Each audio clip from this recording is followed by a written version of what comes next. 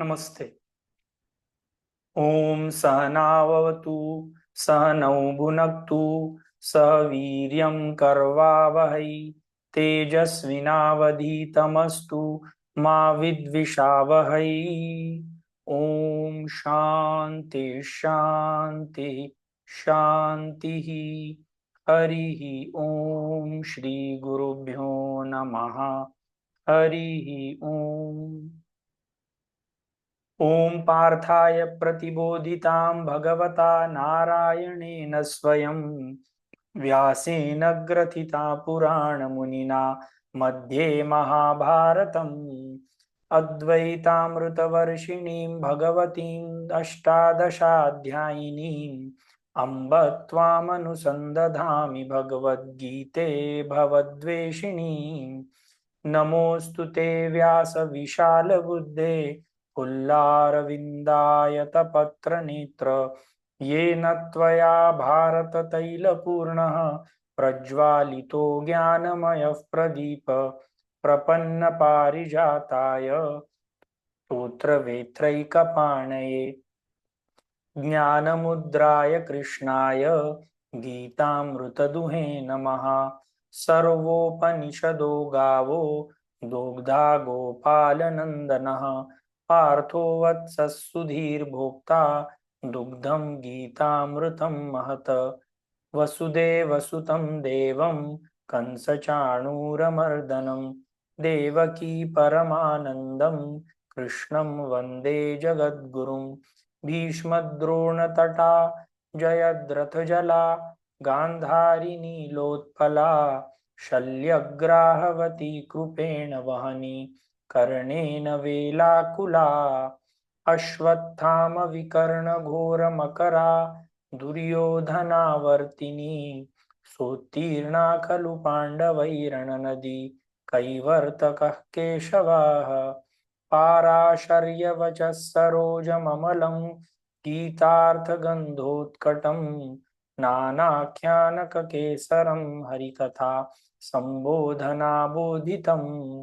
लोके सज्जन षड्पदैरहरः पेपीयमानं मुदा भूयात् भारत पंकजं कलिमलं प्रध्वंसि न श्रेयसे।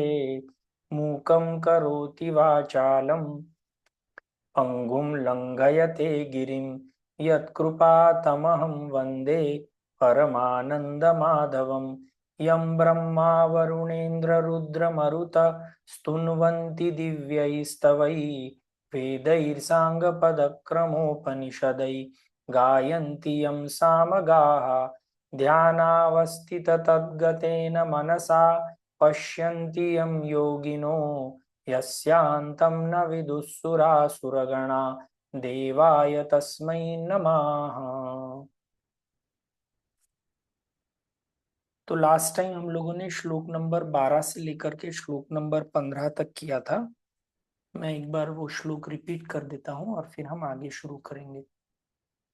सर्वद्वाराणि संयम्य मनोहृदि निरुध्य च मूर्ध्यात्मनः प्राणम् आस्थितो योगधारणम् ओमित्येकाक्षरं ब्रह्म व्याहरन् मामनुस्मरन् यः प्रयाति त्यजन् देहं स याति परमां गतिम् अनन्यचेता सततं यो मां स्मरति नित्यशः तस्याहं सुलभः पार्थ नित्ययुक्तस्य योगिनः मामुपेत्य पुनर्जन्म दुःखालयमशाश्वतम्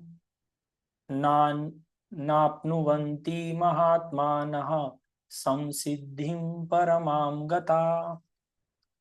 तो इन 4 श्लोकों में भगवान श्री कृष्ण ने ऐसे व्यक्ति जो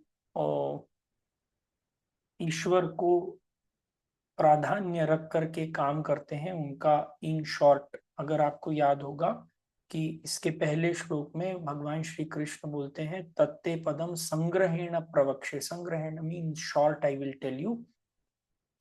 तो ये लोग काम कैसे करते हैं, अपने लाइफ में ईश्वर को प्रधानता दे करके सब सेंस ऑर्गन्स को कंट्रोल करके काम करते हैं।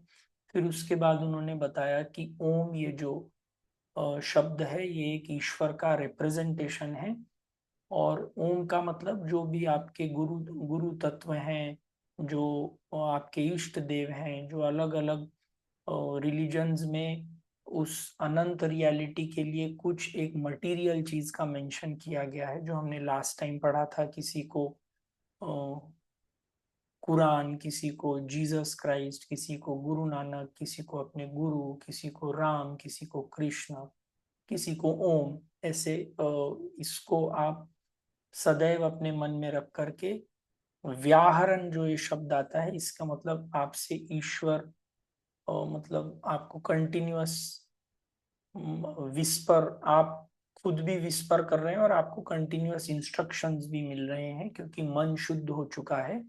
तो ऐसे लोग जब अपना देह त्याग करते हैं तो वो ईश्वर तक ही पहुंचते हैं।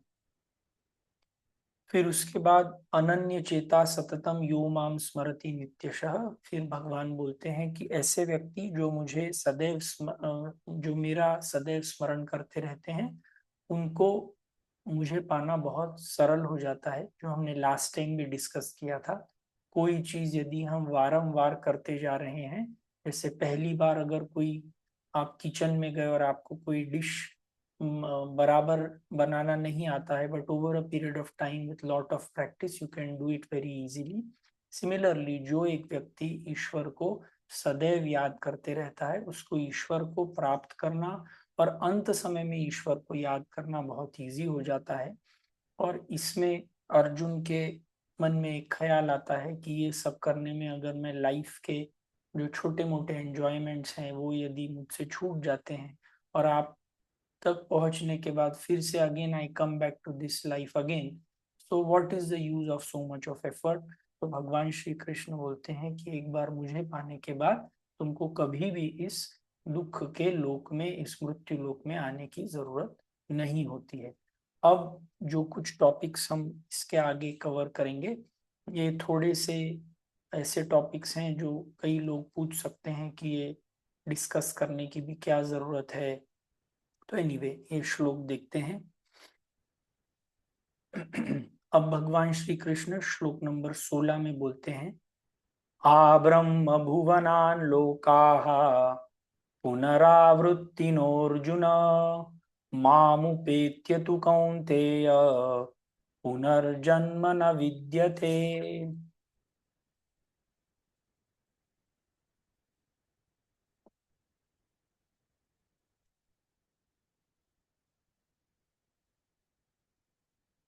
आ ब्रह्म भुवनात् लोकाः पुनरावृत्तिनि अर्जुनः माम उपेत्य तु कौन्तेय पुनर्जन्म न विद्यते। तो भगवान श्री कृष्ण अर्जुन को फिर से जो लास्ट इसमें उन्होंने फॉर्मेशन दिया था कि जो मुझ तक पहुंच जाता है उसको फिर से दूसरा जन्म लेने की जरूरत नहीं होती, जहां पे हमने लास्ट टाइम का डिस्कशन खत्म किया था। इस श्लोक में भी वो कह तो सेम ही बात रहे हैं, पर एक चीज एक्स्ट्रा ऐड कर दी है। आ ब्रह्म भुवनान लोका, मतलब बोलते हैं कि कोई अगर ब्रह्म लोक तक भी पहुंच जाए, पुनरावृत्ति अर्जुन, उसको भी वापस इस लोक में आना पड़ता है। पर माम उपेत्य तु कौन्तेय, जो मुझको प्राप्त हो जाता है, पुनर्जन्म न विद्यते, उसको पुनर्जन्म नहीं लेना पड़ता। अर्जुन का सवाल पिछले वाले डिस्कशन में था कि मैं अगर सब सैक्रिफाइस करके मान लीजिए आप तक पहुंच जाता हूं, तो क्या मुझे फिर से वापस आना पड़ेगा क्या? तो वो बोलते हैं नहीं। पर अब नेक्स्ट इसमें इस नहीं को थोड़ा विस्तार देने के लिए वो बोलते हैं कि तुम यदि ब्रह्मलोक तक भी पहुंच जाओ, कुछ साधना करके, कर्म कांड करके, जो भी कुछ पूजा अर्चना करके, if you are doing it something for something material, for a material gain, maybe you will reach highest Brahmalok, और पर उसके बाद भी तुमको वहां से वापस आना पड़ता है। तो इसमें बहुत सारे ऐसे बोलते हैं लोग रहते हैं, सत्य लोक, ब्रह्म लोक, फिर पाताल लोक, और बहुत सारे ऊपर और नीचे के लोग रहते हैं, but the point what we want to stress over here कि ईश्वर प्राप्ति के बाद हम यदि कोई भी गोल ऐसा रखते हैं विच इज लेसर देन ईश्वर प्राप्ति, then again whatever you have gained you again have to come over here। और यहाँ पे आते हैं तो फिर से always there is a risk कि हम किसी और चीज में ना लग जाएं, जो गेन किया है वो चला ना जाए। तो कहने का मतलब ये है कि ईश्वर को छोड़ करके अगर कुछ भी चीज प्राप्त होती है तो दैट प्राप्ति इज यूजलेस। तो अब इसके बाद जब ये आ ब्रह्म भुवनान लोका, तो अर्जुन के मन में ये ब्रह्म क्या है, व्हाट इज ब्रह्म लोक, मतलब जैसे आपको अगर बताया जाए कि अ, अगर आप यूएसए चले जाते हैं तो आपको रोड्स बहुत साफ मिल जाएंगी, आपको कोई कचरा नहीं मिलेगा, वहाँ पे जो भी चीज़ चाहिए वो आपको बहुत इजीली मिल जाती है, सब लोगों के पास गाड़ी रहती है, सब लोगों के पास अ, अच्छे घर रहते हैं। तो सडनली आपके मन में ऐसा एक सवाल आएगा कि ये यूएसए मतलब क्या, what is this this place which is being talked about. तो सेम चीज अर्जुन के मन में ख्याल आता है कि मैं तो इस मृत्यु लोक पे हूँ, इसका तो मुझे सब ज्ञान है, पर आप ये जो आब्रह्म भुवनान लोका, मतलब ये जो आप ब्रह्म लोक की बात करते हैं, ये क्या होता है, what is it all about. तो अब ये कुछ ऐसे श्लोक हैं जिसमें भगवान श्री कृष्ण ब्रह्मलोक क्या है ये बताने की कोशिश कर रहे हैं, वहां पे टाइम का कॉन्सेप्ट क्या है ये बताने की कोशिश कर रहे हैं। और कई लोगों के मन में ये सवाल उठता भी है कि ये ब्रह्मलोक हमको तो पता नहीं कि क्या है, तो ये बताने की ही क्या जरूरत है कि वहां पे ऐसा होता है, वहां पे ऐसा होता है, हमने तो कभी ये एक्सपीरियंस नहीं किया है। तो इसमें एक पॉइंट जो मुझे लगता है जो हम सब लोगों को याद रखना चाहिए कि अगर मैं कोई चीज बोलूं कि ये कोई चीज बहुत बड़ी है, अगर आपको इस चैप्टर का नाम याद हो तो इसका अक्षर ब्रह्म योग ये नाम है। और इसमें भगवान इज लिमिटलेस, पर अगर ये सिर्फ बोला जाए कि भगवान इज लिमिटलेस तो आपको ये एग्जैक्ट आइडिया नहीं होता what exactly is he talking about. तो इस लिमिटलेस को कुछ टर्म में डिफाइन करने के लिए तो भगवान इस ब्रह्मलोक का डिस्क्रिप्शन करते हैं और एक आइडिया देते हैं कि ये ब्रह्मलोक में क्या होता है और ये ब्रह्मा कौन होता है। ये सब चीजें हमारे लिए may not be very relevant, but तभी भी अगर कोई चीज बड़ी है और मैं उसको डिफाइन करूं कि ये may be 2 kilometre bye 5 kilometre bye 10 kilometre है, तो you get an idea of what is the greatness. तो अब आब्रह्म भुवनान लोका पुनरावृत्तिनो अर्जुन मामुपेत्य तु कौन्तेय पुनर्जन्म न विद्यते। तो वो अ, अर्जुन से बोलते हैं कि ब्रह्म लोक तक भी यदि तुम पहुंच जाते हो तो भी तुमको वापस आना पड़ता है, but if you reach me then you don't ever have to come back to this life, to this suffering। तो अब ब्रह्मलोक क्या है और ये कुछ डिफाइन करने की कोशिश कर रहे हैं। पहले मैं श्लोक पढ़ता हूँ फिर इसको सिंपल टर्म्स में आपको बताने की कोशिश करूंगा। तो अ, श्लोक नंबर 17, सहस्त्रयुग पर्यन्तम् अहर्यद्ब्रह्मणो विदुः रात्रि युग युग सहस्रांताम तेहोरात्रि विदो जनाः। सहस्त्र युग पर्यंतम यत् ब्रह्मणः विदुः रात्रिम युग सहस्त्र अंताम ते अह रात्र विदुः। तो इसमें ये बोलना चाह रहे हैं कि जो ब्रह्मा है, ब्रह्मा मतलब अगर ब्रह्मा को सिंपल टर्म्स में डिफाइन करने की कोशिश करें तो हमारा जो मन है वो छोटा है, इसीलिए इसको आत्मन बोलते हैं। और Brahman is the collective mind of all things in this universe. तो जैसे ocean is a collection of all waves and maybe we are one wave. इस वेव में जो कुछ चेंजेस हो रहे हैं वो कभी ना कभी ओशन में भी होंगे, बट ओशन में ये चेंज होने के लिए जो समय लगेगा वो ज्यादा होगा। जैसे कभी तो ऐसा समय होगा जब इंडियन ओशन था ही नहीं, और फ्यूचर में भी कभी ना कभी ऐसा समय होगा जब ये इंडियन ओशन रहेगा ही नहीं। पर ये जो चेंज ओशन के लेवल पर हो रहा है, ये एक लहर के लेवल पर ये चेंज बहुत जल्दी हो रहा है। आज एक लहर है, वो 5 मिनट रहती है और अनदर 5 मिनट में वो सागर में फिर से विलीन हो जाती है। ओके, एक दूसरा एग्जाम्पल मैं आपको देता हूं कि ये जो टाइम का जो कॉन्सेप्ट है, समय का concept is a very relative concept. जैसे बारिश के सीजन, जब बारिश आने वाली होती है तो वो बारिश के कीड़े आते हैं, और वो कीड़े आते हैं, उसी समय में बड़े होते हैं, एंड बाय नेक्स्ट मॉर्निंग उनके जो पंख हैं वो गिर जाते हैं, और फिर जो बाकी के जो छिपकलियां फिर एंड्स रहते हैं वो उनको पकड़ करके अपने बिल में लेकर के चले जाते हैं। अगर आप उस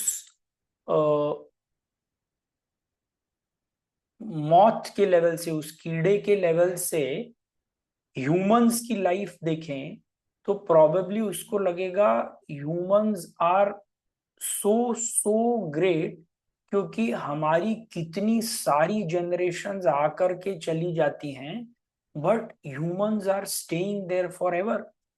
बट जो चेंजेस उस मौत में 2 घंटे में हो रहे हैं, वो चेंजेस ह्यूमन बींग्स में मे बी 50 साल में, मे बी 100 साल में, मे बी 100 ईयर्स में हो रहे हैं। तो सिमिलरली जो ब्रह्मा की जो ब्रह्मा ये जो एक पोस्ट है, जो एक पर्सनैलिटी है, उसके बारे में जो है बात करते हैं तो बोलते हैं सहस्त्र युग पर्यंतम अहर्यत ब्रह्मणो विदुः। तो ये ब्रह्म लोक का जो दिन है, अह मतलब दिन, वो सहस्त्र युग, सहस्त्र means may be one one 1 lakh और 1 करोड़, जो भी, मुझे एग्जैक्ट फिगर पता नहीं, सहस्त्र युग पर्यंतम। तो हमारे जो सहस्त्र युग हो जाते हैं वो ब्रह्मा जी का एक दिन होता है। और उसी तरह रात्रि युग सहस्त्रांता ते अहरात्र विदो जना, मतलब एक्चुअल जो रात होती है, दिन और रात का meaning eight a macrocosmic level, eight a very high level, जो हम लोग दिन और रात बोल रहे हैं ये तो 24 घंटे के होते हैं। पर हमारे ऐसे जब सहस्त्रों युग चले जाते हैं तब ब्रह्मा जी का एक दिन खत्म होता है, और फिर ऐसे ही जब सहस्त्रों युग चले जाते हैं तब ब्रह्मा जी की रात खत्म होती है। और बोलते हैं कि ब्रह्मा जी की जो लाइफ रहती है दैट इज अप्रोक्सीमेटली 100 ईयर्स। तो उनका एक दिन मतलब मे बी लैक्स ऑफ युग हमारे यहाँ पे चले गए दिन में, लैक्स ऑफ युग चले गए रात में। ऐसे जब हम 365 डेज देखेंगे तो उनका 1 साल होगा, और ऐसे 100 साल, तो आई डोंट नो कितने सारे ये कितने इयर्स की ब्रह्मा जी की लाइफ होती होगी। तो इन जनरल इस श्लोक में जो भगवान श्री कृष्ण बताना चाह रहे हैं, इस जो अक्षर ब्रह्म योग की बात कर रहे हैं, हमने इसके पहले चैप्टर में सब चीजें सिंपल टर्म्स में देखी थी। अब ये थोड़ी हायर लेवल से देख रहे हैं, तो ही इज जस्ट टेलिंग कि एक्चुअल जो दिन और रात की जो तुम बात कर रहे हो, एक्चुअल दिन रात इस सहस्त्र युग ब्रह्मलोक में दिन हो जाते हैं और सहस्त्र युग रात हो जाते हैं। पर जो लोग इस ब्रह्मलोक की पोजीशन, ब्रह्मा की पोजीशन में भी पहुंचते हैं, they again have to come down and again practice to come to me. तो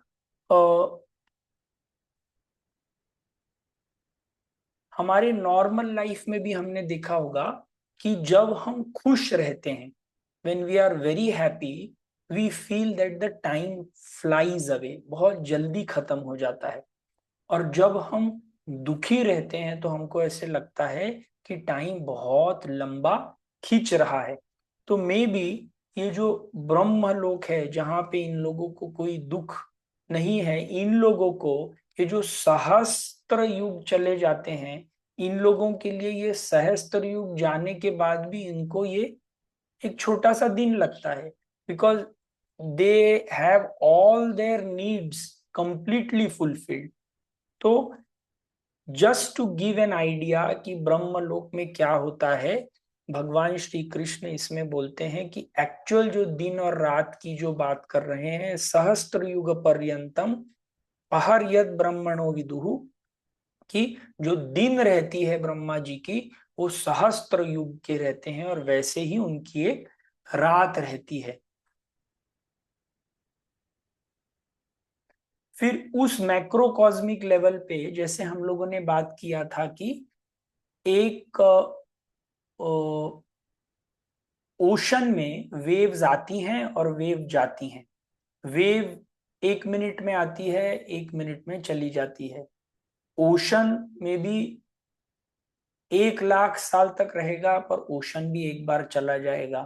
तो जो चेंजेस माइक्रोकॉस्मिक लेवल पर हो रहे हैं, छोटे लेवल पर हो रहे हैं, वो बड़े लेवल पर भी ब्रह्मलोक में भी होते हैं।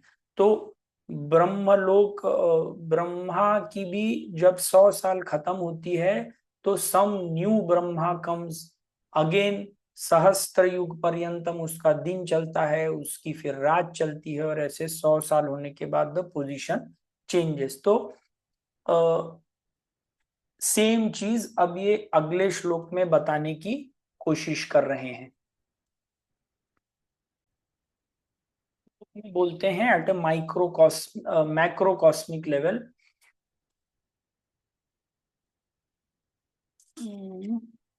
अव्यक्ताद्व्यक्तयः सर्वाः प्रभवन्त्यः रागमे, रात्र्यागमे प्रलीयन्ते तत्रैवाव्यक्तसंज्ञके। अव्यक्तात् व्यक्तयः सर्वा प्रभवन्ति अह आगमे, रात्रि आगमे प्रलीयन्ते तत्र एव अव्यक्त संज्ञके। तो ये बेसिकली जो चेंजेस हमारे माइक्रोकॉस्मिक लेवल पर होते हैं वो मैक्रोकॉस्मिक लेवल पे भी हो रहे हैं। रात को जब हम सोते हैं तो हम अपने पूरे क्रिएशन का डिसोल्यूशन करते हैं, विनाश नहीं होता, डिसोल्यूशन हो जाता है। वो फिर से in the seed form they go inside you, and next day when you wake up in the morning, then again all the desires, all the वासनास अगेन क्रॉप अप, और फिर आप अपना काम शुरू करते हैं। तो सिमिलरली ब्रह्मा के लेवल पर भी यही चेंजेस हो रहे हैं। अव्यक्त और व्यक्त, कोई चीज अव्यक्त हो जाती है और फिर व्यक्त हो जाती है। जैसे हम रात को जब सोते हैं तो हमारी सब डिजायर्स अव्यक्त अनमैनिफेस्ट हो जाती हैं. when we wake up in the morning, again those desires become manifest and we start working over there. तो जब ब्रह्मा जी सोते हैं, जब ब्रह्मा जी का एक दिन खत्म होता है तो यहाँ पे प्रलय होता है, और सहस्त्र युग खत्म हो जाते हैं तो प्रलय होता है. फिर जब ब्रह्मा जी उठते हैं तो फिर से वो सहस्त्र युग का जनरेशन स्टार्ट होता है. ऐसे बहुत सारे युग होने के बाद फिर एक टाइम फिर वो महाप्रलय हो जाता है. तो यही चीज अब वो नेक्स्ट श्लोक में माइक्रोकॉस्मिक लेवल पर, हमारे ह्यूमंस के लेवल पर जो हो रहा है वो बता रहे हैं. श्लोक नंबर 19. भूतग्राम स एवायं भूत्वा भूत्वा प्रलीयते रात्र्यागमे वशः पार्थ प्रभवत्यः रागमे. तो भूतग्राम सह एव अयम भूत्वा भूत्वा प्रलीयते रात्रि आगमे अवशः पार्थः प्रभवति अह आगमे. तो से भूतग्राम मीन्स ऑल दीज लिविंग, जो ये लिविंग एंटिटीज हैं उनका जो कलेक्शन है, उन सब में भी जो ब्रह्मा के लेवल पर जो चेंजेस हो रहे हैं वही at a micro level are taking place in this life also. Indirectly भगवान श्री कृष्ण अर्जुन को ये बताना चाह रहे हैं कि तुम ये जो भीष्म पितामह, द्रोणाचार्य और इन सब के मरने की बात कर रहे हो, ये तो जाएंगे भी, तभी भी जाने के बाद at some point they will again come back. भूतग्रामस एवायम भूत्वा भूत्वा प्रलीयते. तो ये लोग आते हैं, कुछ समय रहते हैं और फिर जाते हैं. जैसे दिन और रात रहती है, जो दिन और रात में तुम्हारे मन में चेंजेस हो रहे हैं वही at a slightly higher level are taking place when a person dies, and at a very high level it is Brahma ji. तो इन तीनों का एक लेवल है. Brahma ji at a macrocosmic level, your body when it dies, then also this body had been there before in some different form, is going to be there in the future in some different form, and same changes are taking place at the level of your individual body from day to day. Some thoughts were there when you sleep, वो सब thoughts unmanifest form में चले जाते हैं. जब आप फिर से उठते हैं तब वो मैनिफेस्ट फॉर्म में आ जाते हैं. तो जब यही चीज हो रही है तो तुम चिंता मत करो. ये तीनों लेवल पर, at a macrocosmic level, at a microcosmic level, and at your own bodily level, the same things are happening. Things are coming, things are staying, things are going. But now, if you want to come out of this, अगर तुमको इस चक्र से बाहर निकलना है तो तुमको क्या करना है, ये भगवान श्री कृष्ण अगले श्लोक में बताते हैं.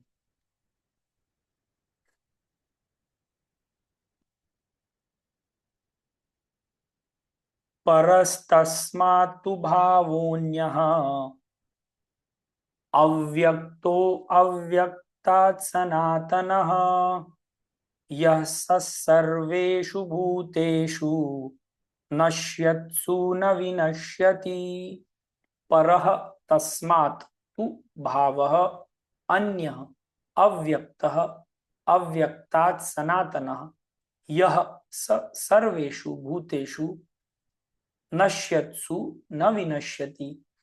तो पहले भगवान ने जीवन के स्तर पर प्रभव और प्रलय, आना और जाने का बताया. फिर ब्रह्मा जी के लेवल पर आना और जाना बताया.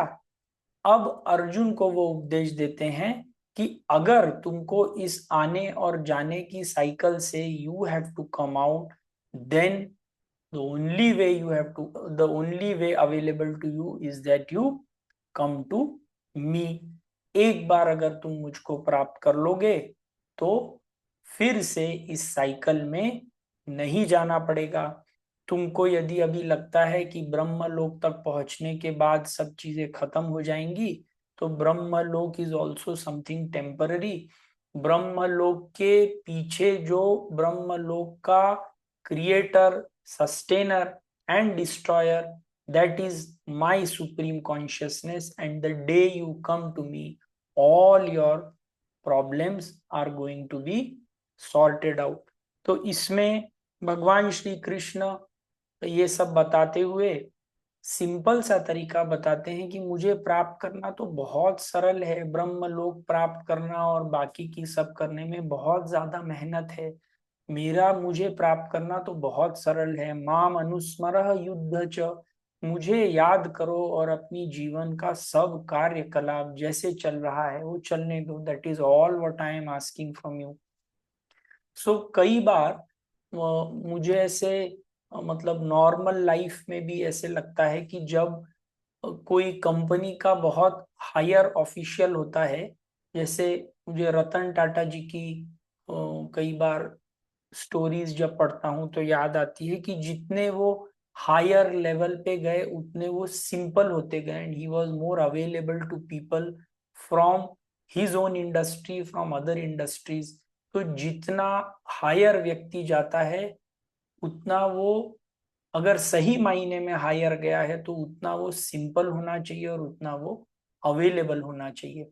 तो since God is highest, he is available to all and he is the simplest of all. what you require to reach to him is only his remembrance, nothing else। ईश्वर को जैसे याद करना है याद करो, पर याद करो। तुम एक बार याद करोगे तो वो दौड़े चले आएंगे, पर याद करने का काम हमको करना है, वो ईश्वर को नहीं करवा सकते। इसमें मुझे एक छोटी और स्टोरी भी याद आती है।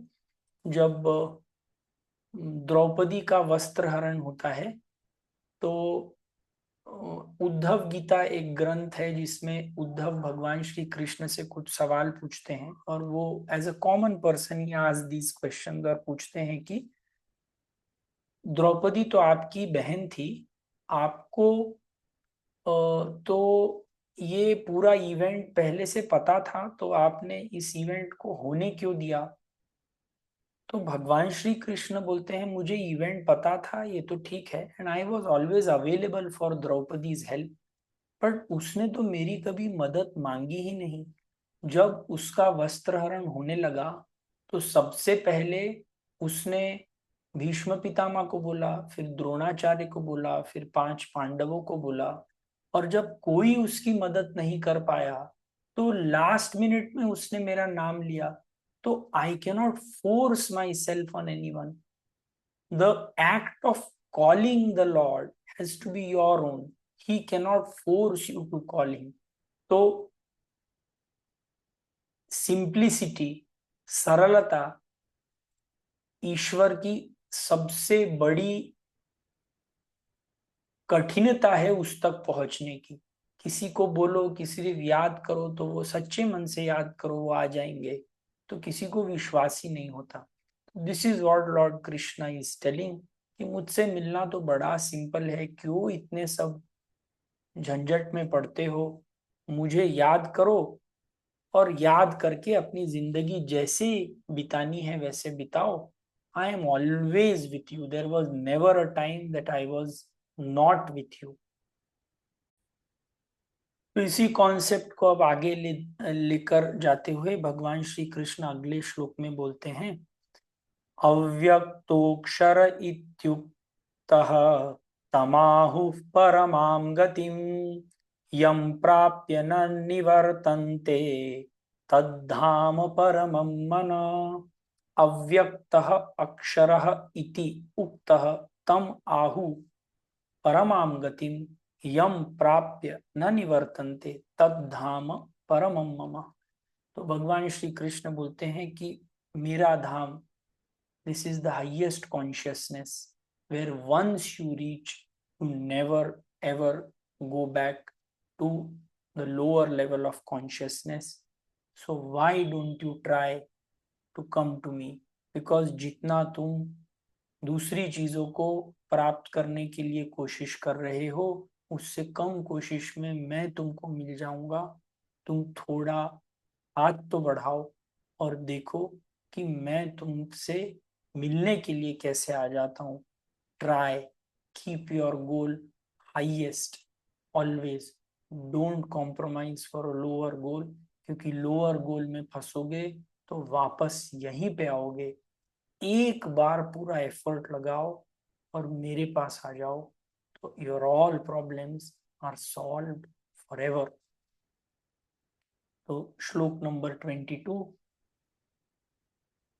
पुरुषस्य परः पार्थ भक्ता भक्त्या लभ्यन्यस भक्ता लभ्यस्त्वनन्यया यस्यान्तस्थानि भूतानि येन सर्वमिदं ततम्। पुरुषः सः परः पार्थ भक्त्या लभ्य तु अनन्यया यस्य अंतस्थानि भूतानि येन सर्वमिदं ततम्। तो भगवान श्री कृष्ण बोलते हैं कि मुझे प्राप्त करना इज ओनली पॉसिबल विद भक्ति, अनन्य भक्ति, अनन्य love, one pointed love. That is the only way you can get me. मैंने कहीं पे तो पढ़ा था जिसमें वो बोलते हैं कि भक्त के भगवान वश में रहते हैं। इसमें राजा अम्बरीश की कुछ कथा है जिसमें राजा अम्बरीश विष्णु जी के बहुत परम भक्त रहते हैं और दुर्वासा ऋषि शायद अम्बरीश के अगेंस्ट कुछ प्लानिंग करते हैं, तो विष्णु जी का जो चक्र रहता है वो दुर्वासा ऋषि के पीछे लग जाता है। तो जब वो क्योंकि वो भक्त के अगेंस्ट कुछ प्लानिंग कर रहे रहते हैं, तो एक चक्र पीछे लग जाता है। तो वो विष्णु जी के पास जाते हैं, तो विष्णु जी बोलते हैं कि मैं इस चक्र को कंट्रोल नहीं कर सकता, इसका कंट्रोल जो है वो अम्बरीश के पास है, तो तुम उनके पास जाओ। तो अम्बरीश के पास वो दौड़े दौड़े जाते हैं और पीछे वो चक्र आ रहा होता है। तो राजा अम्बरीश बोलते हैं कि यदि मेरे मन में दुर्वासा ऋषि के प्रति यदि एक सेकंड के लिए भी ये गलत भाव आया होगा, तो ये जो चक्र है ये इसको इनकी हत्या कर देना चाहिए। पर क्योंकि वो भगवान विष्णु का भक्त रहता है और उनकी 24 घंटे उनके मन में विष्णु जी की ही ख्याल रहता है, तो उन्होंने दुर्वासा ऋषि के प्रति कोई गलत भाव नहीं रखा था, तो वो चक्र वापस चला जाता है। कहने का मतलब है कि एक ईश्वर की भक्ति करने से, एक गुरु की भक्ति करने से, आपके इष्ट की वन पॉइंटेड भक्ति करने से, he is there with you 24/7 in all your difficulties, in all your happinesses, in all your problems. तो क्यों छोटे मोटे प्रॉब्लम्स के लिए दूसरों के पास जाते हो? एक बार उसको प्राप्त करने की कोशिश करो and see how he can change your life. तो only bhakti, only love can get him to you. Meeting God is the easiest with bhakti and love. पिछले चैप्टर में शायद हम लोगों ने पढ़ा था कि ईश्वर के पास पहुंचने के लिए कोई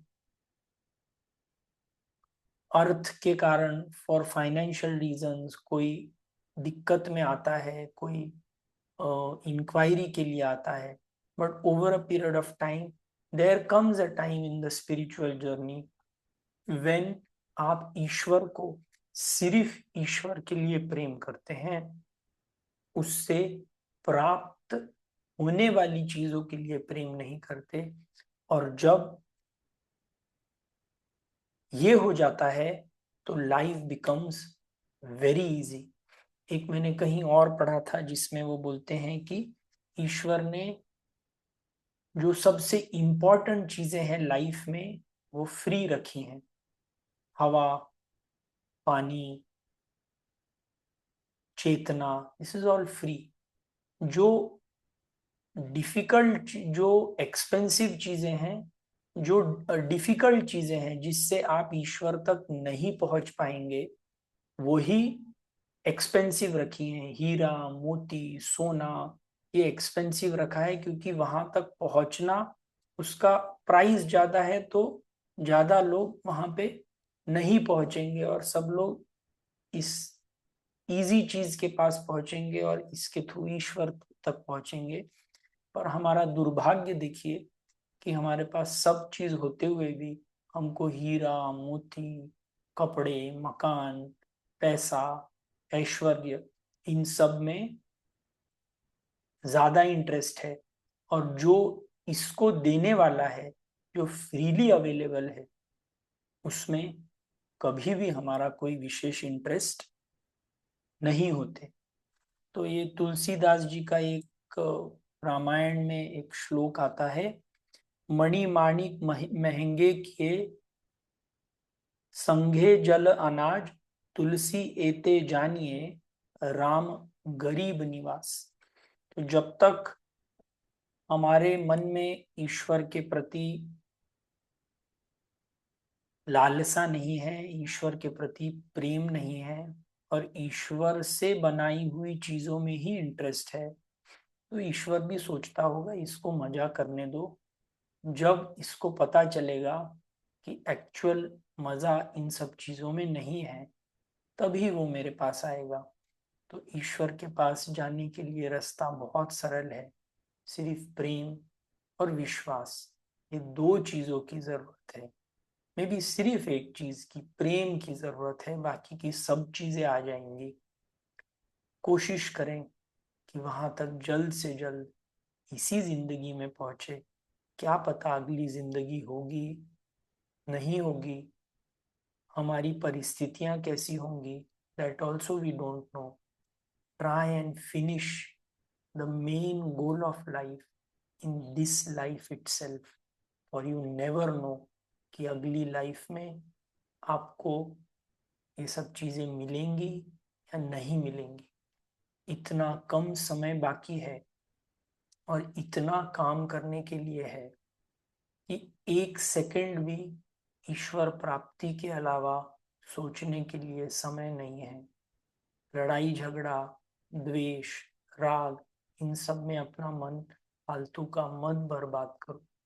ईश्वर प्राप्ति में अपना मन, अपना तन, अपना धन पूरा लगाओ, क्योंकि इस इन्वेस्टमेंट में जो रिटर्न्स हैं वो कोई दूसरे इन्वेस्टमेंट में नहीं है। तो इसके आगे फिर से एक टॉपिक चेंज होता है जो हम अगले इसमें करेंगे। तो आज के लिए बस इतना ही। ओम पूर्णमदः पूर्णमिदं पूर्णात् पूर्णमुदच्यते, पूर्णस्य पूर्णमादाय पूर्णमेवावशिष्यते। ओम शांति शांति शांति। हरि ओम। श्री गुरुभ्यो नमः। हरि ओम।